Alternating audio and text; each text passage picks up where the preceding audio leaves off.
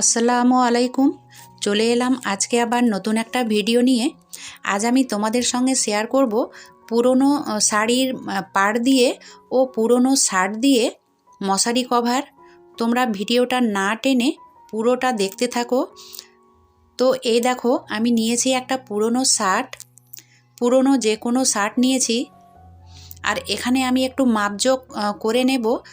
মাপজোক করে দেখিয়ে দিলে তোমাদের সুবিধে হবে আর কি। তোমরা যদি করতে চাও তাহলে তোমাদের একটা আইডিয়া হয়ে যাবে।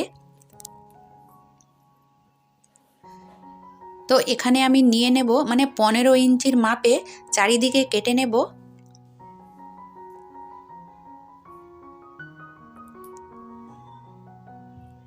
যে কোনো পুরনো শার্ট ও পুরনো শাড়ির পাড় দিয়ে খুবই সুন্দর মশারি কভার ও কুশন কভার বা বালিশের কভার যাই বলো না কেন, ভীষণই সুন্দর হবে। আর এটা মেশিনে তৈরি করব না, একেবারে হাতেই তৈরি করব ছুঁচ সুতো দিয়ে।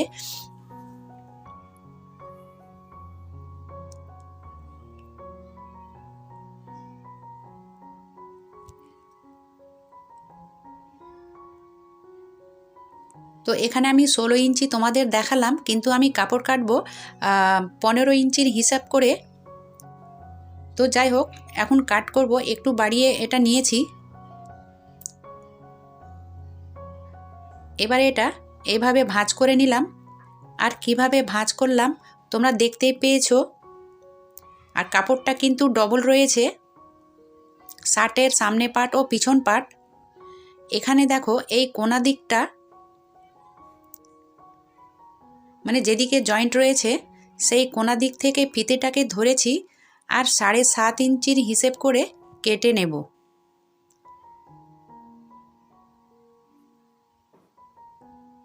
সাড়ে 7 ইঞ্চির হিসেব করে কাটলে এটা 15 ইঞ্চি তৈরি হবে। কেননা এটা ভাঁজ করা রয়েছে। আমি ইঞ্চির হিসেব করে বলছি, তোমরা একটা আইডিয়া করে নিলেই হবে।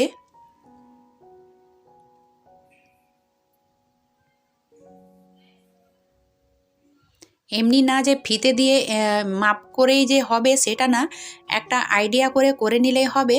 কিংবা কোনো কিছুর বড় জারের ঢাকনা বসিয়ে এইভাবে গোল করে কেটে নিলেই হবে। তো যাই হোক, এবারে এটাকে এইভাবে কেটে নেব। এটা একসঙ্গে কাটা যাবে না, কেননা এটা শার্টের সামনে পার্ট ও পিছন পার্ট আর এভাবে ফোল্ড করা রয়েছে। তো একে একে আমি কেটে নেব।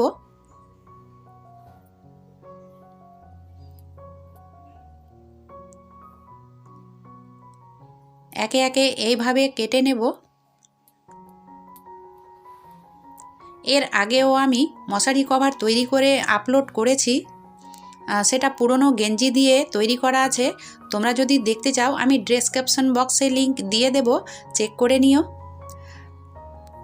কাট করা হয়ে গেছে।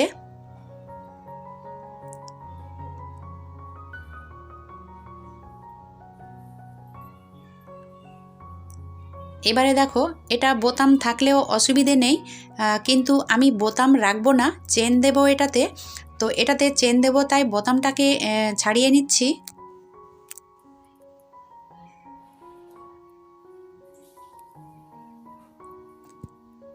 খুবই সহজে হাতেই তৈরি হয়ে যাবে সুন্দর একটা মশারি কভার। তোমরা যারা আমার চ্যানেলে নতুন এসেছো, দেখছো কিন্তু এখন পর্যন্ত সাবস্ক্রাইব করোনি, তাহলে দেরি না করে এক্ষুনি সাবস্ক্রাইব করে নাও। আর সাবস্ক্রাইব করতে কোনো ব্যালেন্স লাগে না, একেবারেই ফ্রি।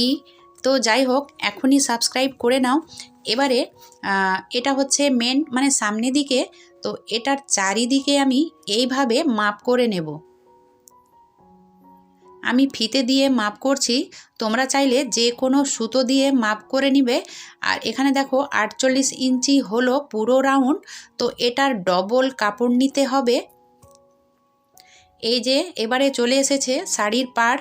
তো এটা হচ্ছে গাদোয়াল শাড়ি, এটা আমি গাদোয়াল শাড়ির পাড় দিয়ে করছি। তো গাদোয়াল শাড়ির পাড় দিয়ে করতে হবে সেটার কোনো মানে নেই, যে কোনো শাড়ির পাড় থাকলেই হলো। তো যাই হোক, এইভাবে আমি পাড়টুকু ছাড়িয়ে নেব। তো তো আমি যেটা গোল মাপলাম সেটা হচ্ছে 48 ইঞ্চি। তো 48 ডবল করে কাটবো, কেননা এটাতে কুচি দেওয়া হবে, কুচি দিলে ডবল লাগবে। 48 ইঞ্চি মেপে নেব, মাপার পরে এই পার্টটাকে ডবল করে কেটে নেব। আমি আবারও বলছি, আমি ফিতে দিয়ে মাপ করলাম, তোমরা সেটাকে যে কোনো সুতো দিয়ে মেপে নেবে।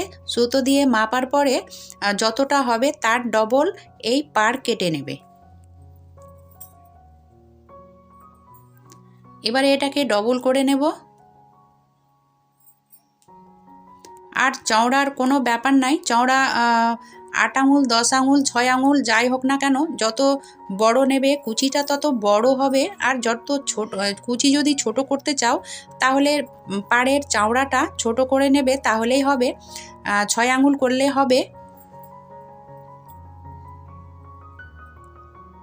এবারে দেখো, আমার আরও কিছুটা পাড় লাগবে, তো 2 আঙুল চওড়া করে কেটে নেব। ওটা কাটা হয়ে গেছে, ওটা সাইডে রেখেছি। আর এটা দেখো 2 আঙুল চওড়া করে কেটেছি। কাটার পরে এইভাবে দুই দিকে ফোল্ড করে নেব। করার পরে এইভাবে ভাঁজ করব। ভাঁজ করে পিনের সাহায্যে এইভাবে আটকে নেব, কেননা আমি হাতেই সেলাই করব।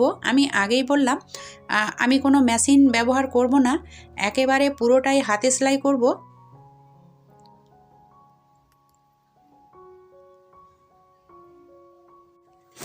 একটু ধৈর্য ধরে করলে ভীষণই সুন্দর মশারি কভার তৈরি হয়ে যাবে। ধৈর্য বলতে তেমন না যে 2 দিন 3 দিন লেগেছে, আমি একবারে বসে তৈরি করে উঠেছি আর কি। এবারে দেখো এইভাবে ওপর দিকে ছোট টোপ দেব, আর পেছন দিকে বড় বড় টোপ দিলে অসুবিধে নেই। তো আমি পেছন দিকে বড় টোপ দেব, আর ওপর দিকে একেবারে ছোট্ট, যত সম্ভব ছোট করে টোপ দিতে হবে, তাহলে সেলাইটা ভীষণই সুন্দর হবে। পেছন দিকে বড় টোপ আর সামনে দিকে ছোট্ট টোপ দিয়ে সেলাই করে নেব।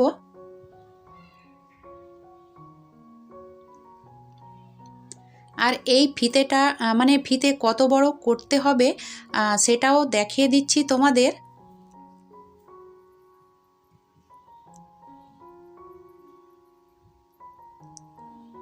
এই দেখো, একেবারে বোঝা যাচ্ছে না, এটা পেছন সাইড বড় টোপ দিয়ে সেলাই করলাম। আর সামনের দিকে একেবারে বোঝা যাবে না, মানে সেম কালার সুতো থাকলে তো একেবারেই বোঝা যাবে না। এইভাবে আমি ফিতেগুলো তৈরি করে নেব।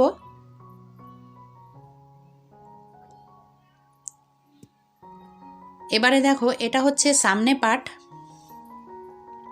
এটা আমি ভাঁজ করছি এই জন্য, শুধু মিডিলটা চেক করব কোন জায়গায় মিডিল রয়েছে।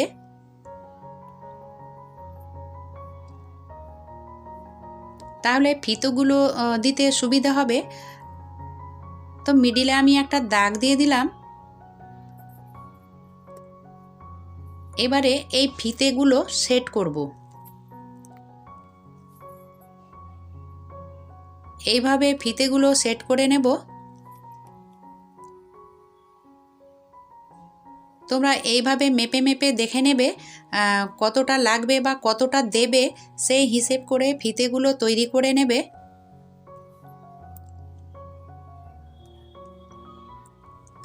আমি প্রথমে পিন দিয়ে আটকে নিলাম। পিন দিয়ে আটকে নিলে হাতে সেলাই করতে সুবিধে হবে।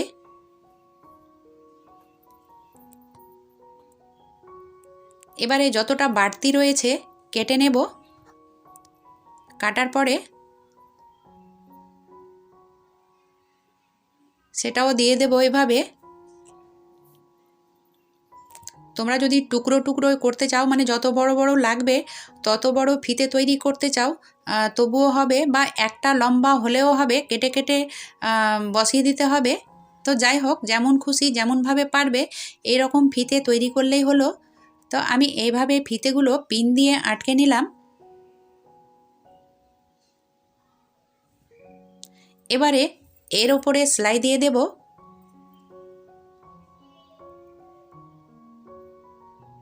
ছোট্ট ছুঁচ নিয়েছি আর একইভাবে ওপর দিকে ছোট টোপ দেব আর পিছন দিকে মানে নিচে সাইডে বড় টোপ দিলে হবে।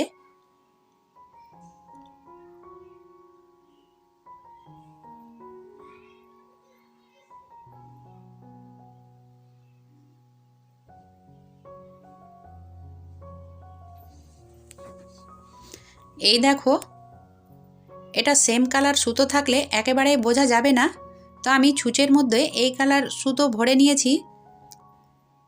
তো যাই হোক, এটা দিয়ে সেলাই করে নেব, একেবারে বোঝা যাবে না।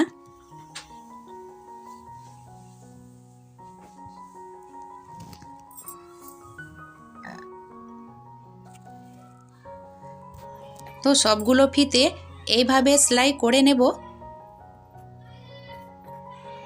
সুতো নিয়েছি আমি ডবল করে, তাহলে মজবুত হবে সেলাই। আর এটা হচ্ছে সামনে পার্ট।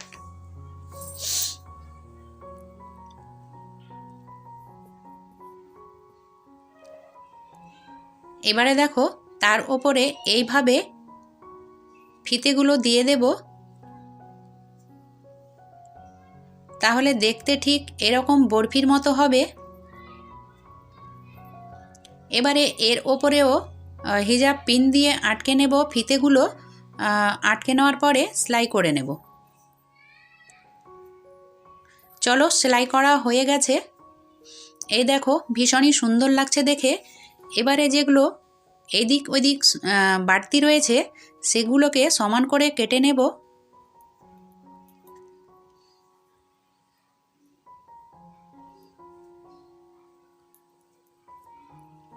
দেখে হয়তো কঠিন লাগছে, কিন্তু একেবারেই না, খুবই সহজ।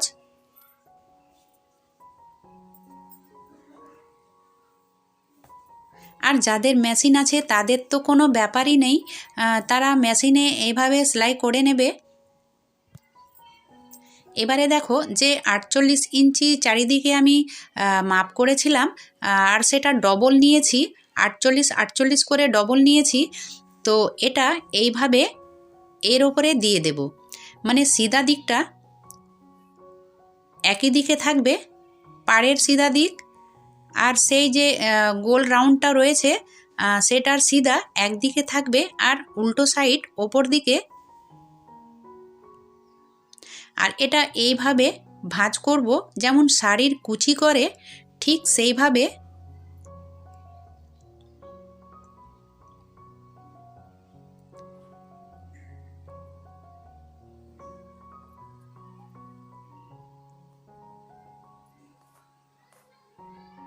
এইভাবে সুতোটাকে ডবল করে নিতে হবে, তাহলে সেলাই মজবুত হবে। এইভাবে ভাঁজ করব, যেমন শাড়ির কুচি করে ঠিক সেইভাবে।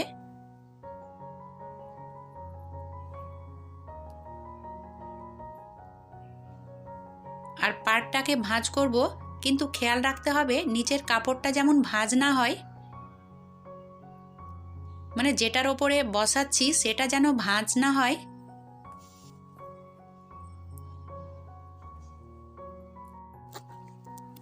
আমি যেদিকে পাড়টাকে ছাড়িয়েছি সেই দিকে সেলাইটা করছি। প্রথমে ভাঁজ দিয়ে পিন দিয়ে আটকে নিয়েছি, দুটো ভাঁজ দিয়েছি, ভাঁজ দেওয়ার পরে পিন দিয়ে আটকিয়েছি, তারপরে এর সঙ্গে জয়েন্ট করে নিচ্ছি।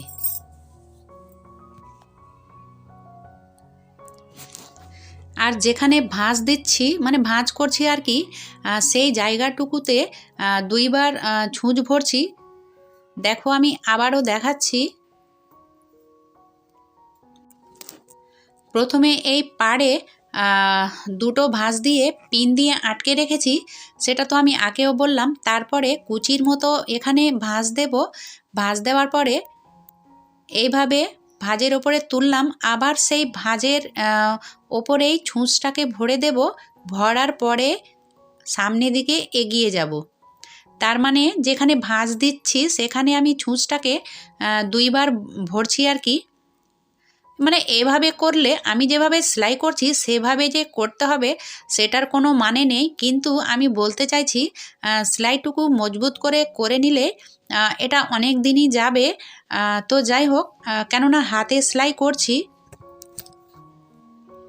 এবারে দেখো যেখানে শুরু করেছিলাম সেখানে এসে শেষ হলো, তো এবার দুই পার্টটুকু এইভাবে জয়েন্ট করে নেব।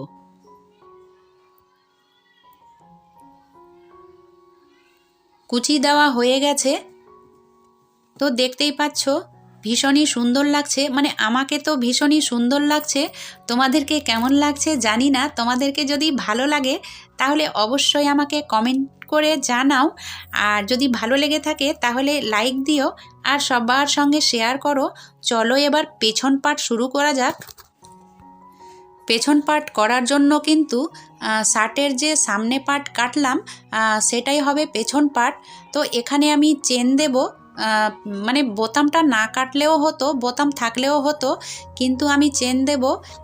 এবারে ব্যাপার হচ্ছে যত বড় কাপড় আছে তত বড় কিন্তু আমার চেনটুকু নেই, তো একটু ছোট আছে।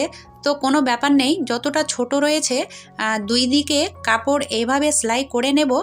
তো এইদিকে 4 আঙুল, ওইদিকে 4 আঙুল ছোট রয়েছে চেন, তার জন্য আমি দুই দিকে এইভাবে সেলাই করে নেব। তো যাই হোক, দুই দিকে সেলাই করে নিয়েছি। এবারে আমি চেনটাকে সেট করে দেব। এটা দুই দিকে একটু করে সেলাই করলাম, এই জন্যই চেনটা ছোট রয়েছে তাই। এবারে দেখো শার্টের মানে কাপড়ের সিধা পাট ওপরে রয়েছে, আর চেনটাকেও ওপর দিকেই রাখবো এইভাবে।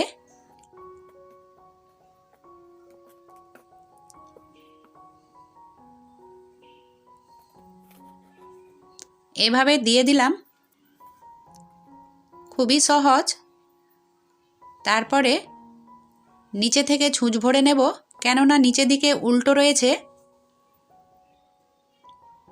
আর এইভাবে ছুঁচ সুতোর সাহায্যে, সুতো কিন্তু আমি ডবল নিয়েছি, সুতো ডবল করে সেলাই করলে মজবুত হবে। এইভাবে ছোট ছোট টোপ দিয়ে সেলাই করে নেব।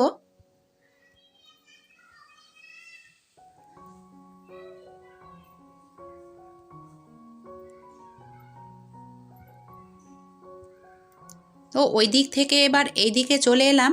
তো এদিকে আসার জন্য এই জায়গাটুকু 3-4টা সেলাই দিয়ে দিতে হবে, তাহলে মজবুত হবে। এটা নিজের হাতের জিনিস, তো নিজের ইচ্ছে মতো সেলাই করে নেব।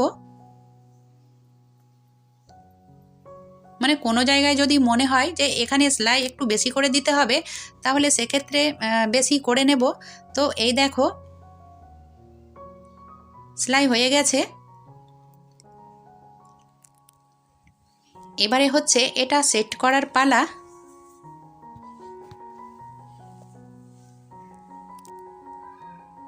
এটা সেট করে নেব। তো সিধা দিকে কুচিটুকু এইভাবে ভরে দেব, মানে ভাঁজ করে নেব। এটা সিধা দিকে ভরে নিলাম। ভরার পরে যেটাতে চেন লাগালাম সেটাও সিধা দিকটা ভিতরেই থাকবে। সিধা দিকটা ভিতরে রইল, আর উল্টো দিকে এইভাবে সেলাই করে নেব।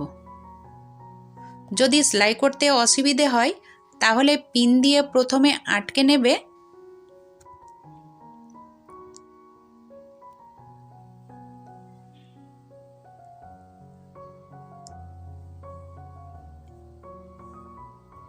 এইভাবে সেলাই করে নেব। আর এখানে কোনো জায়গায় ভাঁজ হবে না, যেমন আছে তেমনটাই সেলাই হবে।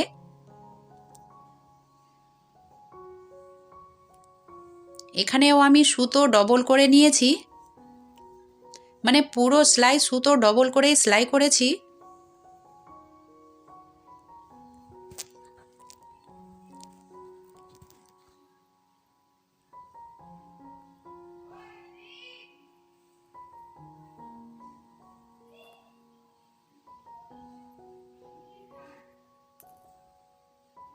দেখো তোমাদের যদি সেলাই করতে অসুবিধে হয় তাহলে এইভাবে পিন দিয়ে প্রথমে পুরোটাকে আটকে নেবে।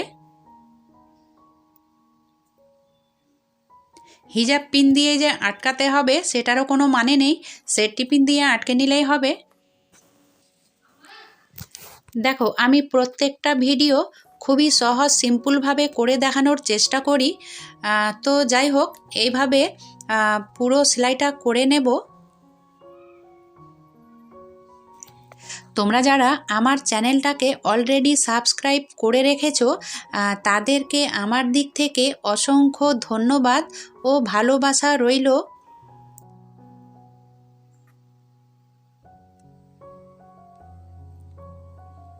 তো যাই হোক, এভাবে সেলাই করে নিলাম। এবারে চলো এটা সিধা করে নিই। এইভাবে চেন খুলে সিধা করে নিলেই হবে।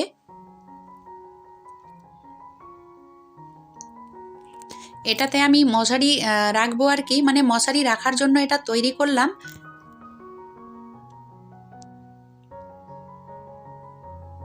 তো এটাতে শুধু যে মশারি রাখা যাবে সেটা না, এটাতে যদি তুলো ভরা যায় তাহলে কুশন হয়ে যাবে বা সোফার ওপরে রাখা যাবে।